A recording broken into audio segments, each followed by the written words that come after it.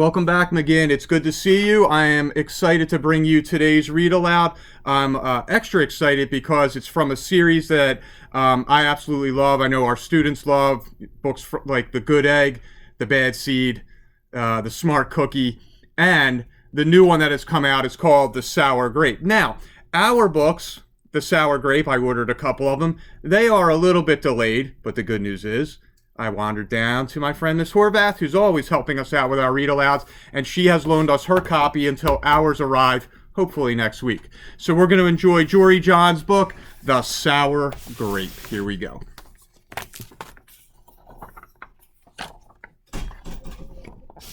I'm a grape. A sour grape. Urgh. If somebody upsets me, I'll remember it. If somebody wrongs me, I won't forget it. If somebody insults me, I'll never ignore it. Nope.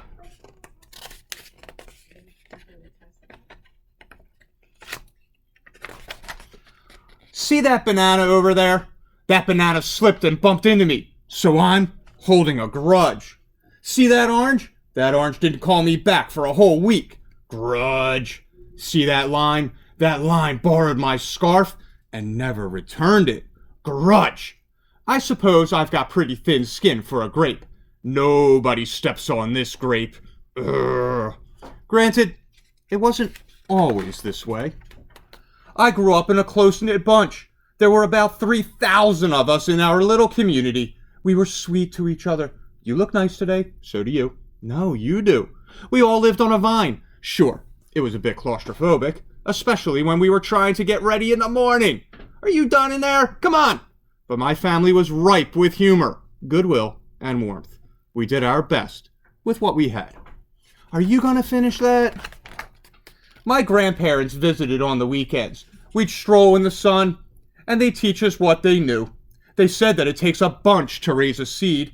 They said that good grapes roll their own way in life. They told us to be kind, forgiving, considerate, and grateful. Or grateful, my grandpa would say, with a wink. Above all, no matter what life throws at you, and there will be a lot, try to stay sweet, my grandma said. Indeed, we said in response. And for a while, I was the sweetest of the sweet. I said, please. I said, thank you. I brushed aside life's little annoyances. I knew how good I had it. Whoops. Oh, no problem at all. But then one day, something changed in me. It was my birthday. I had rigorously and vigorously planned a big party for weeks. I'd sent out invitations with the date prominently displayed. Get this. I had a Ferris wheel, a magician, and hay rides. I had snacks upon snacks upon snacks. The highlight of the party, though, was a fireworks display, which would happen at sundown. I stood out front and waited for folks to arrive. I had a gigantic smile on my face. I waited. Everybody was a little late, it seemed. No big deal. No big whoop. So I waited. A tumbleweed rolled by. A coyote howled in the distance. The sun sank behind the hills. And I waited. Nobody showed up. And I mean, nobody. By the time the fireworks show started, with me as the sole spectator, I was scowling. I considered everybody I'd invited, and only one thought came to mind. Grudge, grudge, grudge, grudge, grudge, grudge, grudge! After that, my personality became something else entirely. I went from a sweet grape to a bitter grape to a snappy grape. Who moved my chair? And finally, I became a sour grape. Ugh. I started holding minor grudges that eventually became major grudges. Why don't you watch where you're going? I scowled so much that my face got all squishy. You know what? Don't even bother calling me back. I took my grumpiness out on others. Are you ever going to return my scarf? And that's just how it's been. Day after day, week after week, month after month, grudge after grudge. But something happened recently that changed my thinking. I was getting ready to meet up with my friend Lenny, the only fellow I know who's as sour as I am. Lenny and I usually go to the park, where we sit on a bench and we rant about stuff. But just as I was heading out the door, I bumped my knee. After I bandaged myself up, I discovered I had a flat tire. Then I missed the bus, and the next bus was late. Finally, I got off at the wrong stop. By the time I arrived at the park, it was getting dark. Lenny was fuming and furious, with a frown and a furrowed forehead.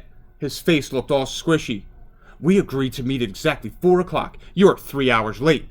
I tried to explain why I was so tardy, but Lenny wouldn't listen. He'd already made up his mind. He formed a huge grudge, and he wouldn't budge. I couldn't believe it. How unfair, I thought. How ridiculous, I thought. How similar to the way I would react.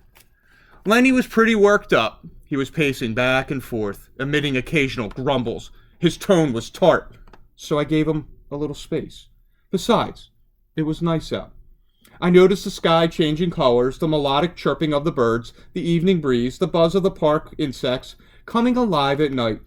I suddenly felt grateful and peaceful and calm. Had I been missing all this simple beauty because I was too busy complaining? Meanwhile, old Lenny stormed off, muttering something about disrespect and lack of consideration. I'm pretty sure I heard him add, "Urgh," in there too. I walked home. I pulled a dusty box from under my bed. There were old family photos inside. I spotted myself in one of the pictures. I was so sweet. I knew that little Grape from the photo was still a big part of me, deep down. It would just take some work to get back there again. And that was the exact moment I found the invitation I had sent out for my infamous birthday party. The one where nobody showed up. It said May 31st. But wait a minute. My birthday was on May 21st. I told everyone to come on the wrong day. It was my fault. I realized nobody's perfect. Not even me. After that day, I started noticing other things too. Like how remaining sour all the time is so draining. I'd wasted so much energy holding grudges when I could have easily cleared the air if I'd felt hurt. And yes, I still get upset from time to time, but that's okay. Because now, I talk, and I listen, and I work things out, instead of just walking away. My sourness is fading. I'm letting go of all my grudges. And hey, it's working. Slip-ups happen. I'm just glad you're okay. Oh, thanks. That scarf looks sublime on you. Why don't you keep it? Really? You're the best. Aren't you glad we got to catch up? Oh, I'm so grateful that we did. Sure, sometimes I still let out a little when I'm frustrated. Like this. But then I move on. And my face is less squishy too. Oh, and don't worry. Things are okay with Lenny again. Gosh, sorry I'm late. You must be furious. No big deal, my friend. And you know what? If you look at things in the right sort of way, and if you remember to be kind, considerate, forgiving, and grateful, life really can be pretty sweet. Yes, indeed. So, McGinn friends, I hope you enjoyed that story. The Sour Grape, the latest in the series that's just so popular and has such a good message. Don't hold grudges. Hey, we have to be understanding of each other. Things happen.